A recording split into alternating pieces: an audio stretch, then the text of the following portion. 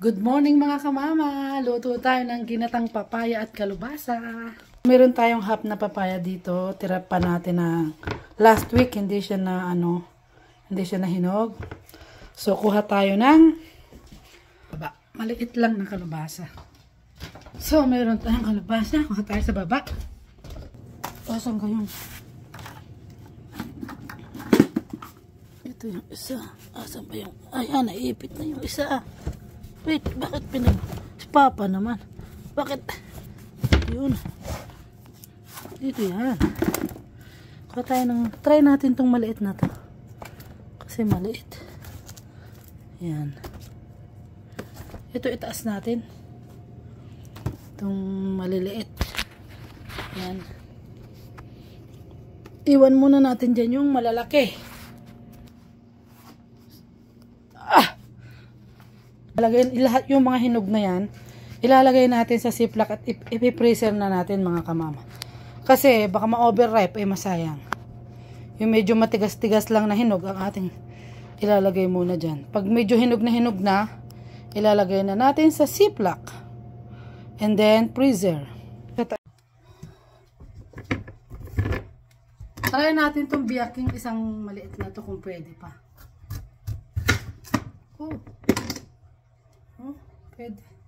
Pwede rin pala. Kaya isang to. Ito pwede yan. Siguro. Ano isang to. Pwede rin.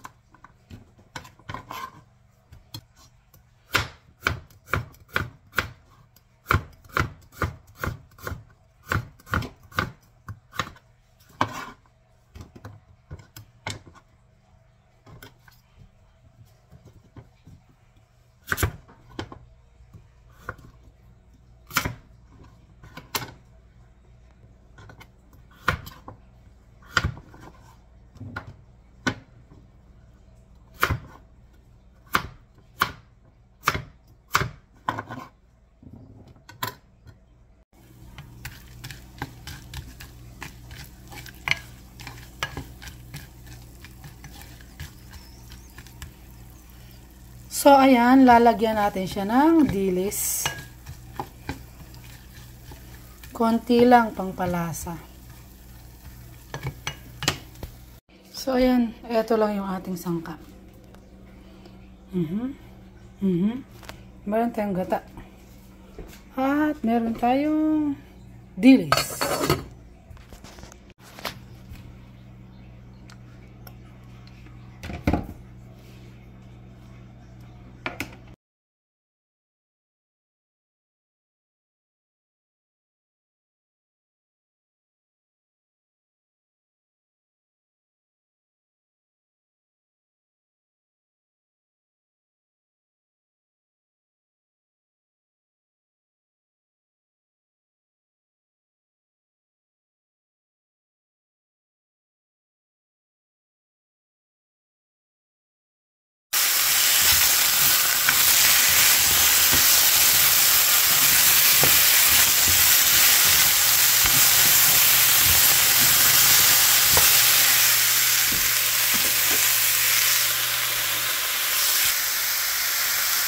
Asin.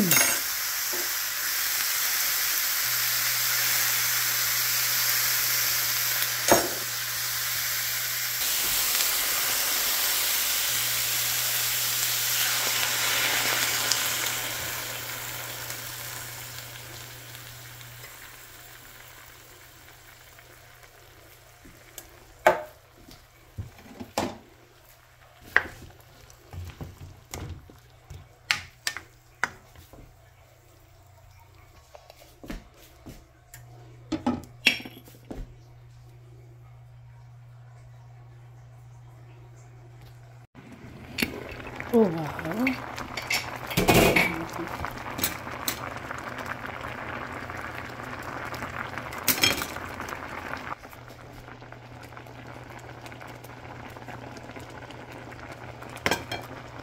Maglagay tayo ng konting patis. Okay. So, ayan, mukhang luto na yung ating gulay. Lalagay na natin yung ating sinangag na dilis.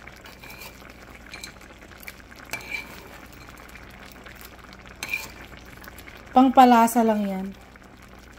Para malinamnam. So, yun.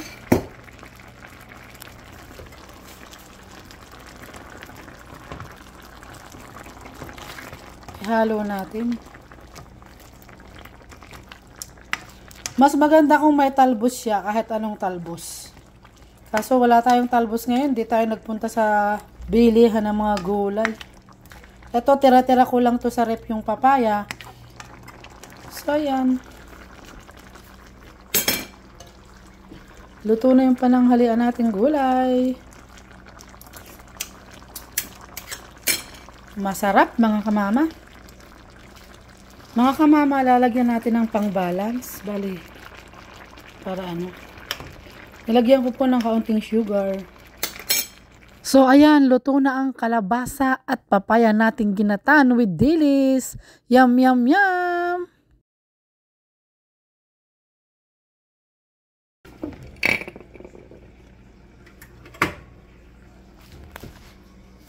So, yun. Ito yung niluto natin, ha?